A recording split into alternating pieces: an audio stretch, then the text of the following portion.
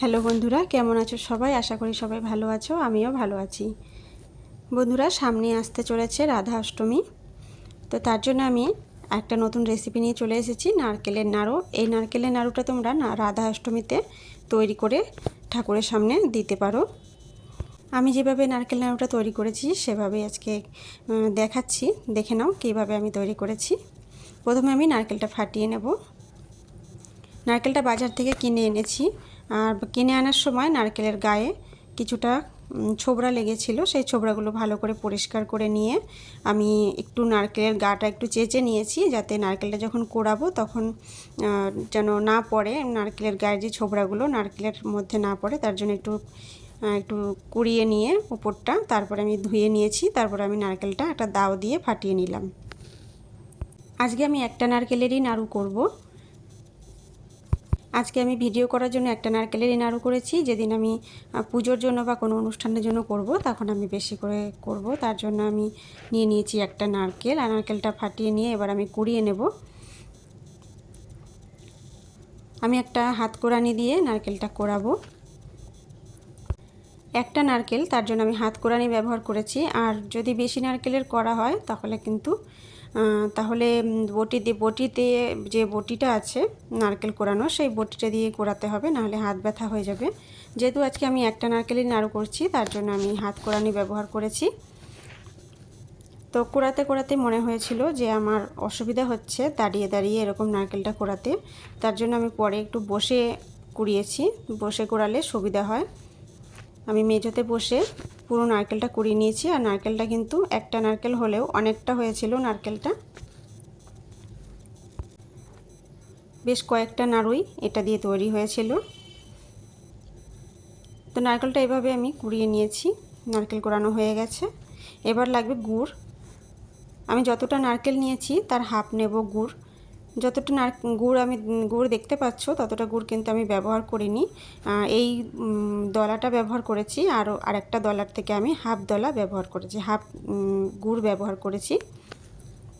আর গুড়গুলোকে প্রথমে আমি এইভাবে করে একটু চাকু দিয়ে ভেঙে নিচ্ছি। এবার নিয়ে নিয়েছি একটা কড়াই। যেই কড়ার মধ্যে আমি তৈরি করব সেই কড়াইটা নিয়ে নিয়েছি। এই কড়ার মধ্যে নিয়ে এবার আমি খুব ভালো করে চটকিয়ে মাখবো নারকেলের সাথে। আমি এভাবেই করি, তার জন্য আমি এভাবেই দেখাচ্ছি। প্রথমে আমি নারকেলের সাথে এটা খুব ভালো করে মাখিয়ে নিই, তারপরে আমি এটা গ্যাসের উপর বসিয়ে দেব। আমি গ্যাসের উপর বসিয়ে দিয়েছি।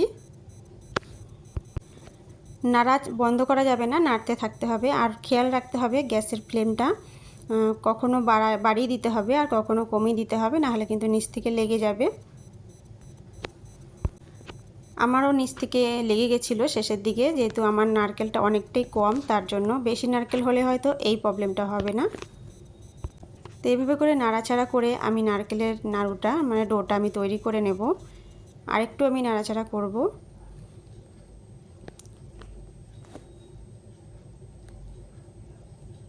নাড়ুর ভিতরে যে মোটা মোটা অংশগুলো রয়েছে নারকেলে, সেটা আমি তুলে নেব। ওটা নাড়ুর মধ্যে ব্যবহার করব না, এখন আমি রেখে দিয়েছি, কিন্তু পরে আমি তুলে নিয়েছি। এবার নারকেলের নাড়ুটা আমার একদম তৈরি হয়ে গেছে। এবার আমি একটা থালার মধ্যে নামিয়ে নেব। আর নারকেলের এই পুরটা কিন্তু হাত দিয়ে একদমই ধরা যাবে না, ধরলে কিন্তু হাত একদম পুড়ে যাবে। আর আমি একটু ঠান্ডা যখন হবে তখন আমি এটা থালার মধ্যে নামিয়ে নিয়েছি। এবার আমি গোল গোল করে শেপ দিয়ে নাড়ু বানিয়ে নেব। ঠান্ডা হয়ে যাওয়ার পরে একটু তাড়াতাড়ি করে করতে হবে, নাহলে কিন্তু নারকেলের পুরটা শক্ত হয়ে যাবে। এভাবে করে ছোট ছোট নিজের পছন্দ মতন শেপ দিয়ে আমি নারকেলের নাড়ুটা তৈরি করে নেব। বেশ কয়েকটাই নারকেলের নাড়ু তৈরি হয়েছিল। এগুলো কিন্তু বানিয়ে ঠাকুর ঘরে রেখে দিলে কিন্তু অনেক দিন পর্যন্ত থাকে। এইভাবে নারকেল নাড়ু কিন্তু ঠাকুরকে দিতে ভালোও লাগে। এরকম করে বানিয়ে তোমরা ঠাকুরের ঘরে কৌটার মধ্যে ভরে রেখে দিতে পারো, এটা কিন্তু নষ্ট হয় না সহজে। আর দেখে বুঝতেই পারছো যে নারকেলের কতটা তেল বেরিয়েছে। আমার হাতে কিন্তু অনেকটা তেল লেগে আছে আমি যখন নাড়ুগুলোকে গোল করছিলাম। তো সবকটা নাড়ু আমার বানানো হয়ে গেছে। আমার এই সহজ রেসিপিটা তোমাদের কেমন লাগলো কমেন্ট করে জানিও। ভালো লাগলে চ্যানেলটা সাবস্ক্রাইব করে আমার পাশে থেকো, আর শেয়ার করো, কমেন্ট করো। আজকের মতন এখানেই শেষ করছি, আবারও চলে আসবো অন্য কোনো ভিডিও নিয়ে। ধন্যবাদ।